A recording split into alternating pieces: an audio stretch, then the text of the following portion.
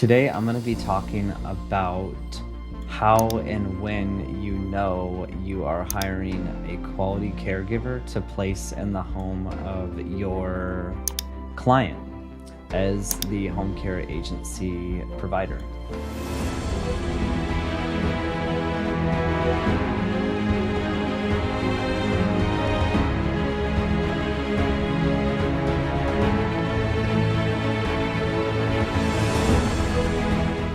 Yeah, my name is Scott McKenzie, and I am the founder of Golden Age Companions, a non-medical home care agency based in Irvine, California. We've been in business since 2011 and have generated over $8 million of total revenue. And I also have a company called Home Care Agency Blueprint, which is designed to help you start, scale, and grow your very own home care agency. And I also have a booking link in the description below where you can book a call with me directly on talking about starting up your own home care business through our program.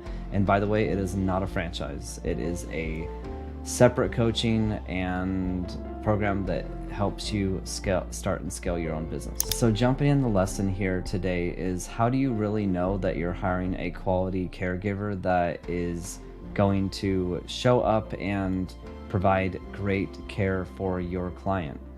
Now, a couple key tips here are, first off is licensing and regulatory requirements. The number one thing to check on is, given if you are not licensed yet, you've got to be a licensed home care agency. If that is required in your state, there are different regulations that you've got to cross when, like essentially establishing a business and also hiring employees for your home care agency. For example, in California, you must be licensed, and then every caregiver must have an HCA registration, which is called a home care aid registration. That is an identity number that they get registered that attaches to your home care agency, and that also processes their live scan and background check and everything else. And then there's a bunch of other, there's 3 other forms, state forms they've got to fill out: background, consent, criminal record statement, personal record, things like that. That's for California. So that's, there's a lot more criteria that goes into it, but that's the number one. So making sure that your caregiver is filling out all the proper paperwork and you're running the background check on them, even like the DMV check to check their driving record, check their driver's license, all the things that you would check on any employee when you hire them.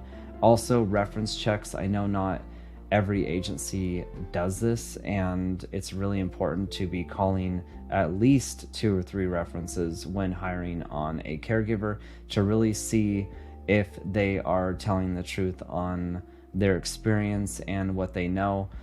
If there are any red flags that go up, for example, they say something like, yeah, I have 10 years of experience working with seniors that have dementia, and then you call 2 or 3 of their references and their companion cases, and or one of those references says, no, they're definitely not someone that I know that doesn't, they've never worked with dementia, or they told me that, or whatever. You kind of know your red flags are going up, and this person might not be true. So there's different things.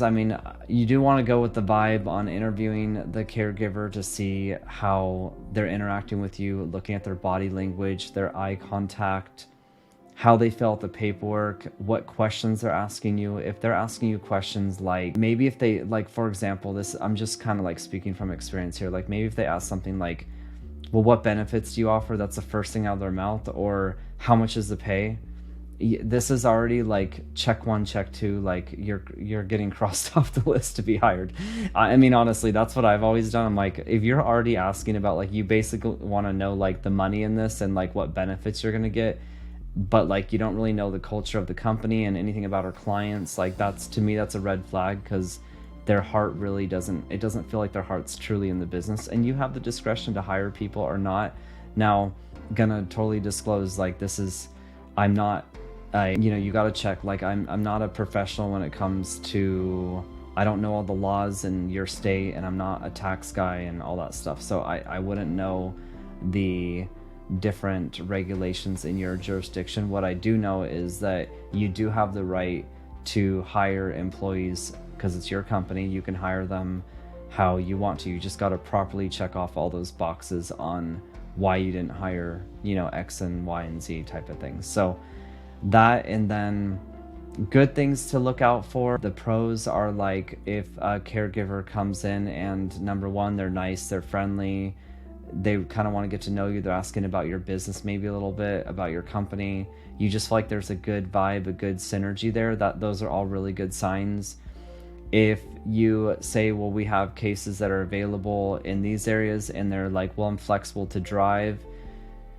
If like questions that you're asking and things that you're saying, like, are you willing to go this distance, or do you have if things are checking off like, no, I can't do that, no, I can't do this, like they just have like kind of all this criteria, that's going to be really challenging when placing that caregiver, because they're either going to demand off the wall hourly wages, or they're not going to want to drive your client, or they're not going to answer the phone or whatever. So you want people that are flexible, willing to work with your company, and they are okay with, for example, like covering shifts and stuff like that. So that's something.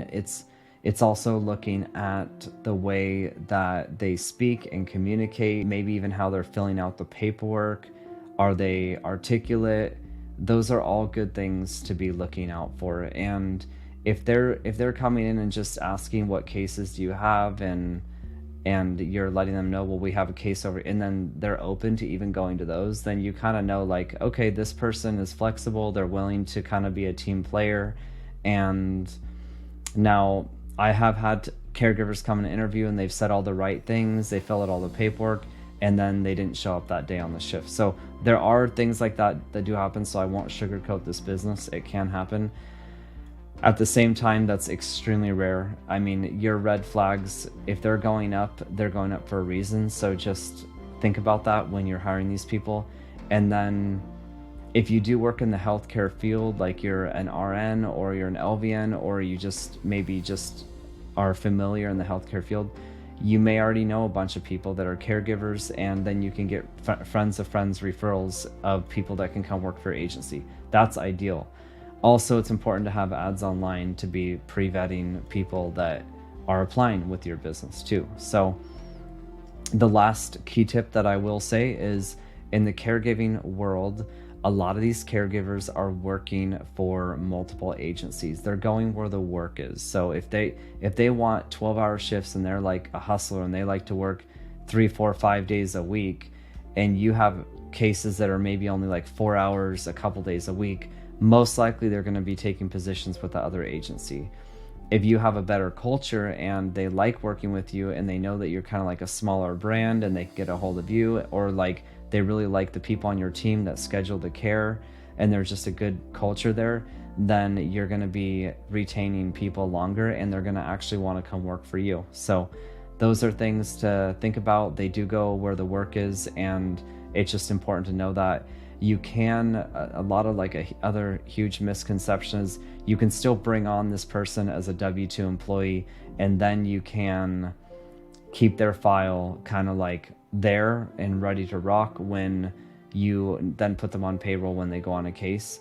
People tend to think like, if they're a W-2 employee and they bring them on, that they have to be giving them work, and that's not necessarily the case. Now, I'm going to put a disclaimer: check with your tax guy and your employment law lawyer to make sure that that is 100% accurate. I just know for my agency and my business in California, that is how we've done it, and it's worked fine. So that is all I have for you today. I want to kind of keep this video short and just talk about the things to look out for when hiring a quality caregiver. The key is culture. So make sure that you are providing a quality culture, and even doing like follow-ups after you do hire the caregiver and place them on the case. Be sure that you're checking in with them to see how the shift is going. They really appreciate that, and that just keeps a overall good vibe of you and the company. And then if there is a miscommunication or something that shows up later, you can mitigate that, or just diffuse it a lot faster when you already have a good rapport with your caregiver. So that's another like kind of like key takeaway. So that's all I have for you today, and thank you for coming to my video. And if you haven't already, please like the video and subscribe to my channel. And also I have a Calendly link below in the description. If you'd like to start up your own home care agency, go ahead and book a call with me. And also we have a weekly webinar. So that webinar is just like FAQ session. You can ask any questions you want. I'm live on that call. That's every Friday as of now. It will be updating over time. Feel free to throw something in the comments if you want to have a webinar on another day. I can open up a second one as we get busier. So thanks so much. Thanks for coming to the video, and I'll see you guys in the next one.